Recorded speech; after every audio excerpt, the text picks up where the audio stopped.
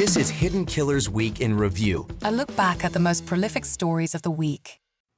This is the Hidden Killers Podcast with Tony Brueski and continuing coverage of the case against Bryan Kohberger.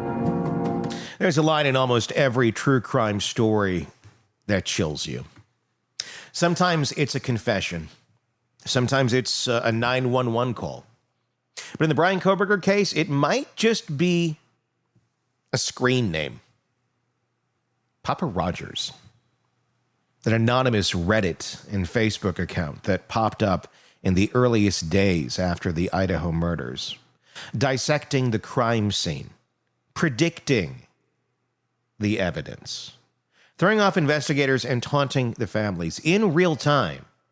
And now as we sit here with Kohberger having confessed to the killings, a question still hangs in the air like a bad smell.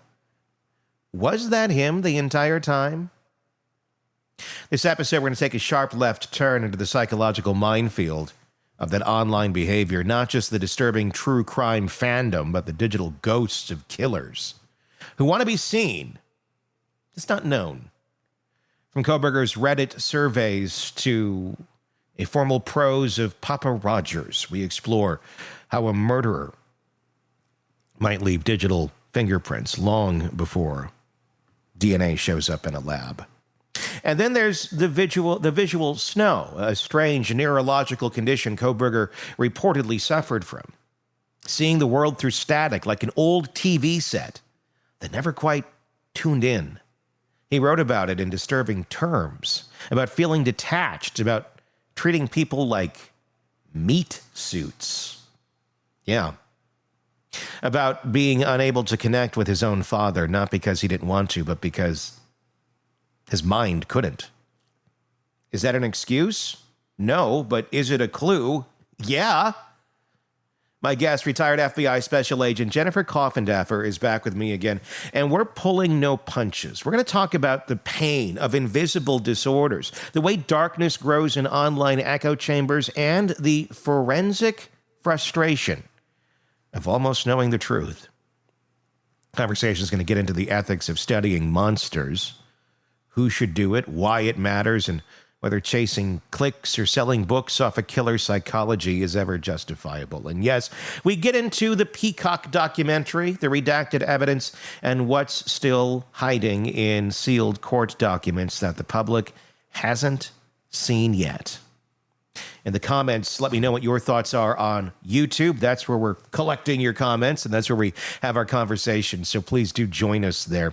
Be sure to press subscribe wherever it is you're listening to the podcast as well, whether it be on Apple Podcasts, Spotify, iHeart, whatever it is, or on YouTube, so you don't miss any of our coverage.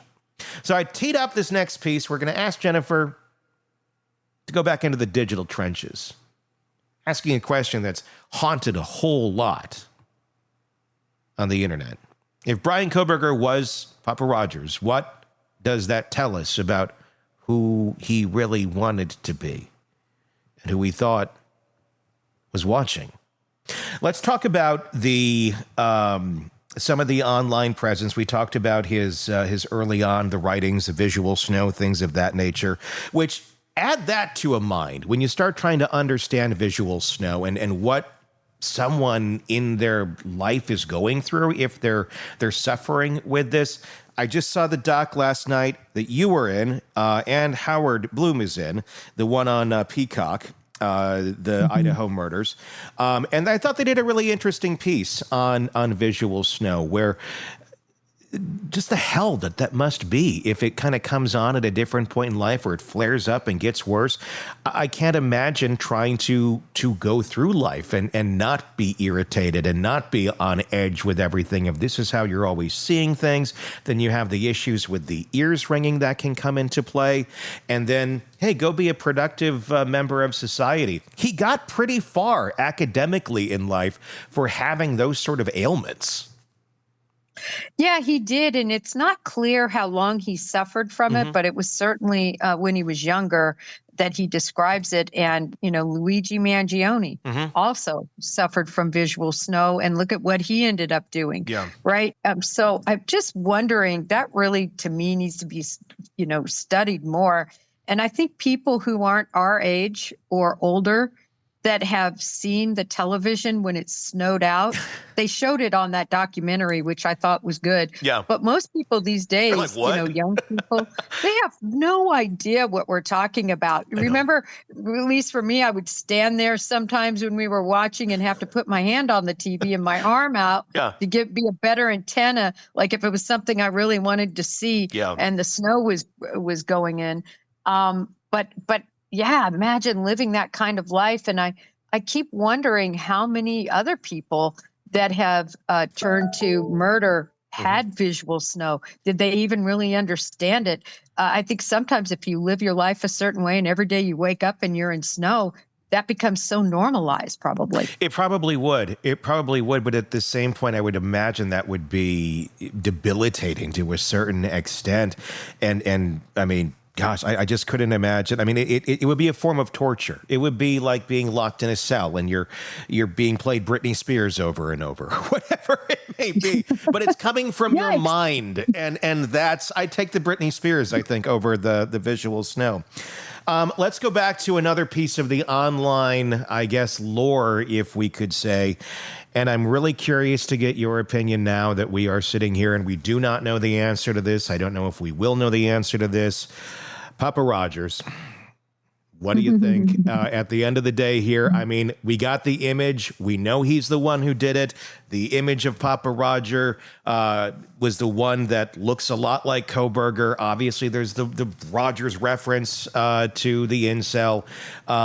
As we sit here now, and now that we know Kohberger admitted to this, do you think he was the one online taunting the families and taunting everyone for a little while? Well, I mean, if you look back particularly at my Twitter feed, I think I probably did hundreds. If you look at all of them, responses and so on, I did so much research. I spent way too much time at that because, you don't get paid for doing these online research projects, but you just kind of get fascinated by it. And I was fascinated by it. I always said the reason that to me it was like a wow moment just for me was studying these individuals and realizing the Dennis Raiders, right? Writing in, as you know, to Cake TV and to the different newspapers, the Wichita Eagle and Beacon. That was their format to be able to rub in the face of victims, to terrorize the society, and to taunt police. That's what they used, right? Typewriters, letters, all the different Zodiac Killer, many others that use that. A floppy disk they didn't know was going to be traced back to him. To his church, right? His church. With BTK. Yeah, exactly.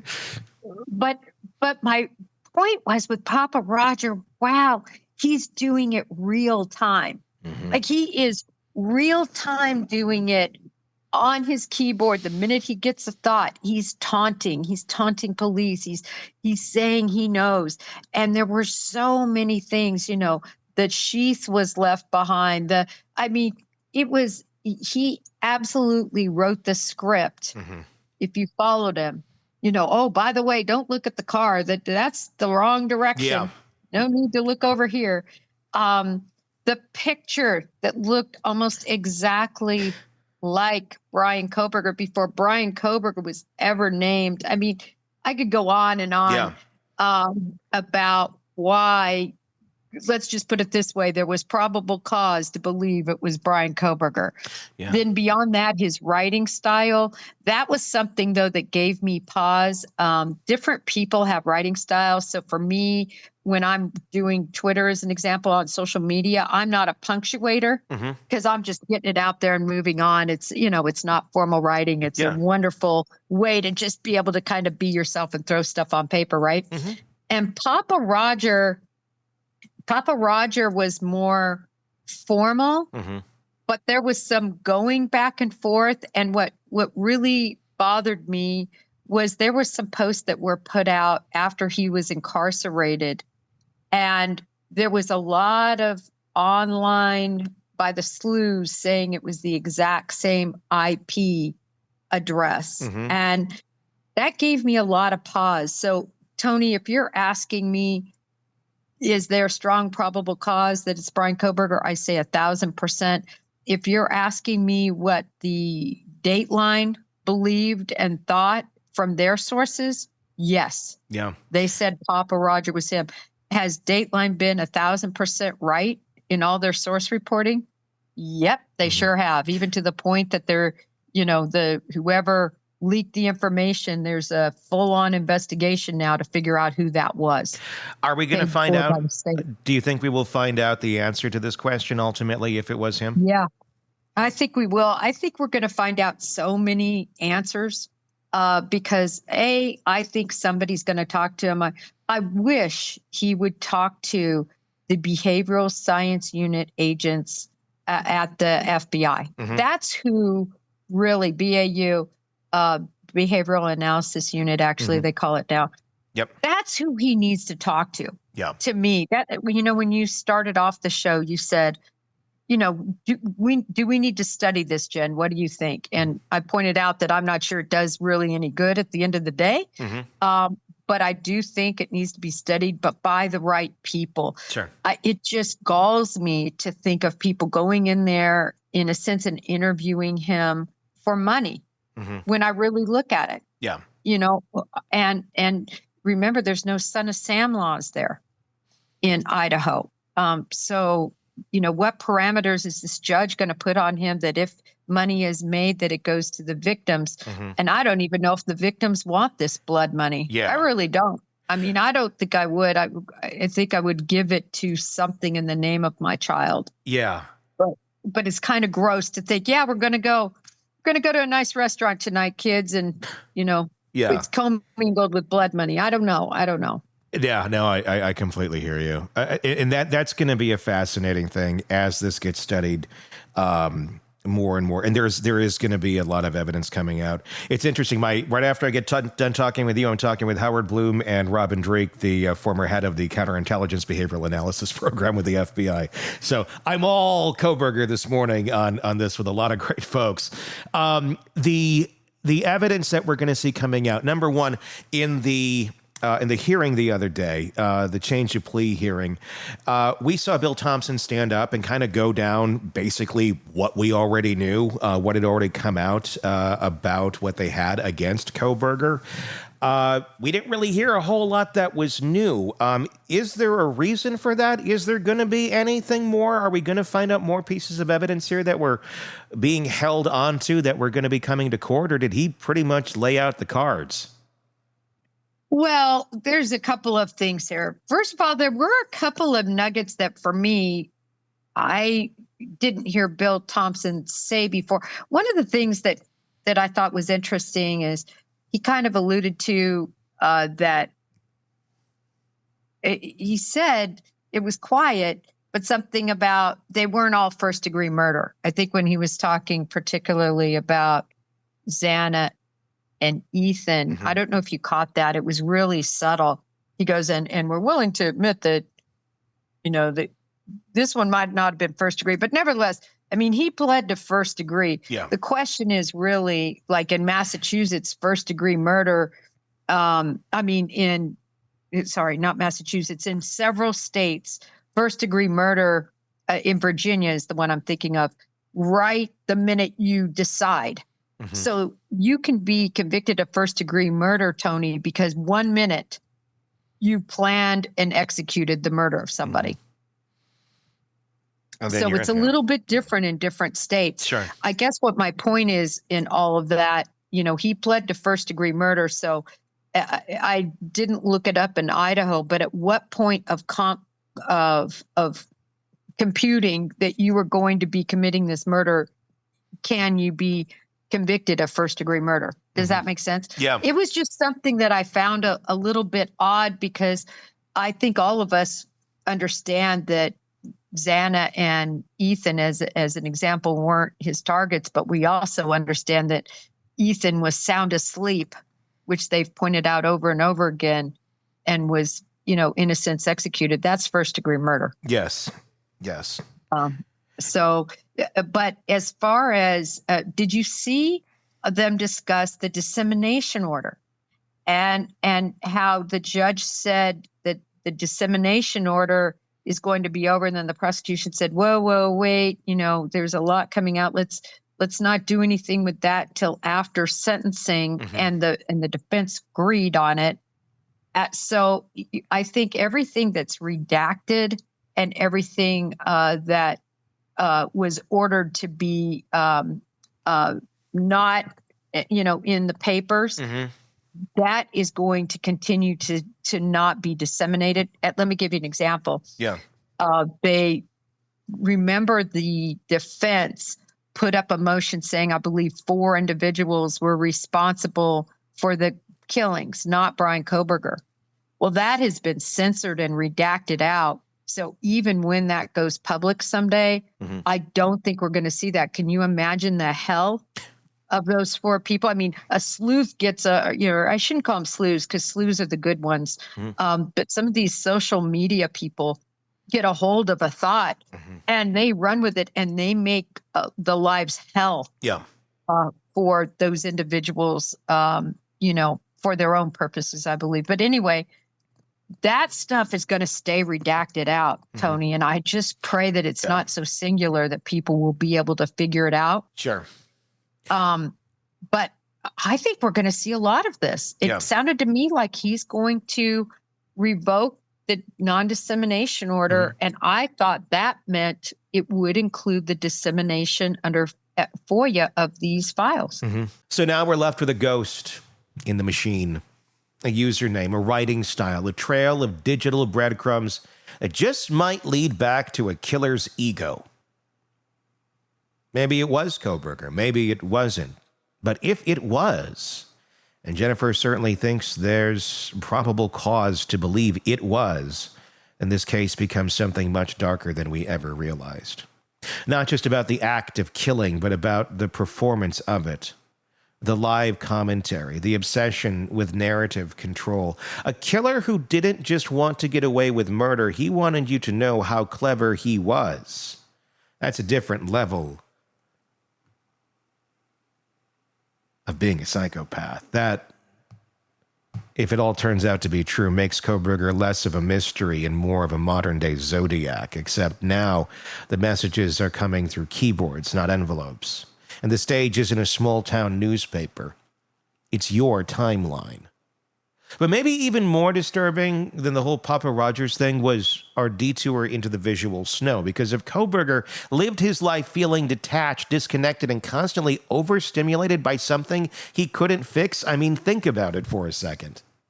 Then the psychological damage may have started years before the knife ever left its sheath.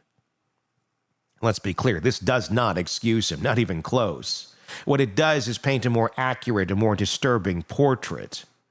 A young man desperate for meaning, spinning in a world that felt unreal to him, looking for connection, but only finding it in message boards, in Reddit threads, and maybe finally in infamy. And here's the thing that also stuck to me. Kohberger got plenty far. A PhD candidate, teaching assistant, no criminal record, and still, we may have never known any of this until 4 people ended up dead in Moscow, Idaho. I thought Jennifer also asked a powerful question. Should we even be studying him? The answer, I think, is yes, but only for the right reasons. Not to mythologize him, that will unfortunately happen naturally. Not to turn his face into clickbait or line someone's pockets with blood money, but to learn what we can before the next one figures out how to disappear online while plotting something horrific. Because the reality is Kohberger might have been hiding in plain sight, but a part of him was always reaching for attention. And he might have been posting about his crimes while the rest of us were still lighting candles at the vigil. We just didn't know it. And now we're left asking, what else didn't we see in time? Let me know your thoughts in the comments section on YouTube. If you're not there yet, just search Hidden Killers with Tony Brueski. You'll find us. You can do that same search wherever you download podcasts to find us there. And press subscribe so you don't miss any of our coverage on this case or the many that we follow for you right here at the Hidden Killers podcast from True Crime Today. My name's Tony Brueski. We will talk again real soon. Craving non-stop true crime updates? Press subscribe now and get the latest cases, analysis, and expert commentary delivered straight to your feed, only from the Hidden Killers podcast and True Crime Today.